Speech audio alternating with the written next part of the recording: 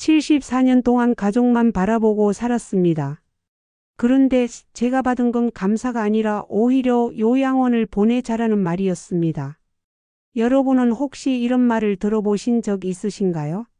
저는 평생을 가족을 위해 살았습니다. 아침이면 제일 먼저 일어나 밥을 하고 빨래하고 청소하고 도시락 싸고 저녁이 되면 또 가족들을 위해 밥상을 차렸죠. 그런데 돌아온 건 고맙다는 말이 아니었습니다. 어머니 빨래는 우리 것 따로 해주세요. 옷 섞이면 곤란해요. 그 순간 깨달았습니다. 아, 나는 이 집에서 가족이 아니라 무료 가정부구나. 제가 아프거나 피곤하다고 하면 가족들은 말했습니다. 어머니 좀 참으세요. 다들 힘들어요. 남편은 늘 바쁘다, 피곤하다, 친구들과 약속 있다. 저와 함께 앉아 대화를 한 적이 거의 없었습니다. 저는 늘 나만 참고 버티면 가족이 행복하겠지라고 생각했어요. 하지만 그건 착각이었습니다. 어느 날 며느리가 말했습니다. 어머니 요양원에 들어가시는 게 어떠세요? 그 말에 제 가슴이 철렁 내려앉았습니다. 내가 이 집에서 짐이 되었구나. 그리고 결국 큰일이 생기고 말았습니다.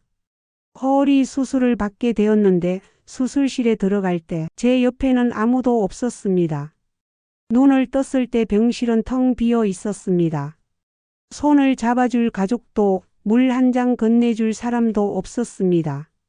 그 순간 저는 마음속으로 이렇게 말했습니다. 내가 이 집에서 무슨 존재란 말인가. 가족이 아닌 그저 식모일 뿐이었구나. 여러분 혹시 비슷한 경험 있으신가요? 내가 아플 때 힘들 때 아무도 곁에 없는 그 외로움.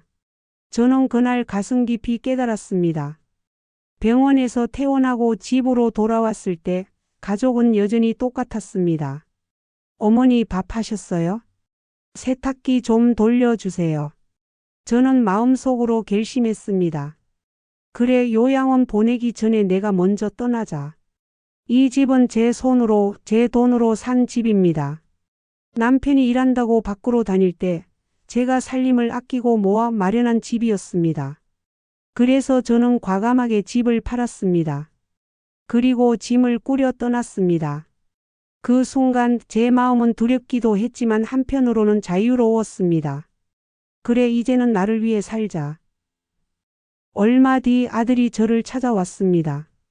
엄마 죄송해요. 제가 너무 늦게 알았어요. 아들은 울면서 사과했지만 저는 단호히 말했습니다. 늦었어. 이제는 엄마가 아니라 박순이로 살 거야. 나는 내 엄마이기 전에 한 사람이고 내 인생이 있어. 아들은 말이 없었습니다. 하지만 저는 후회하지 않습니다. 이제라도 제 이름으로 살아가기로 했으니까요. 여러분 인생은 참 짧습니다. 70년 넘게 가족을 위해 살았다면 이제는 나 자신을 위해 살아야 하지 않을까요? 혹시 지금도 가족 때문에, 체면 때문에, 남 눈치 때문에 나를 잃어버리고 사시는 분 계신가요? 부디 용기를 내셨으면 합니다. 저처럼 집을 팔고 떠나라는 말이 아니라 적어도 마음만큼은 이제는 누구의 아내, 누구의 엄마가 아닌 내 이름으로 살아가시길 바랍니다. 여러분의 이야기도 댓글로 남겨주세요. 저와 같은 시니어들이 서로 힘이 되어줄 수 있습니다. 구독과 좋아요는 저뿐만 아니라 이 영상을 보시는 모든 시니어들에게 큰 힘이 됩니다. 감사합니다.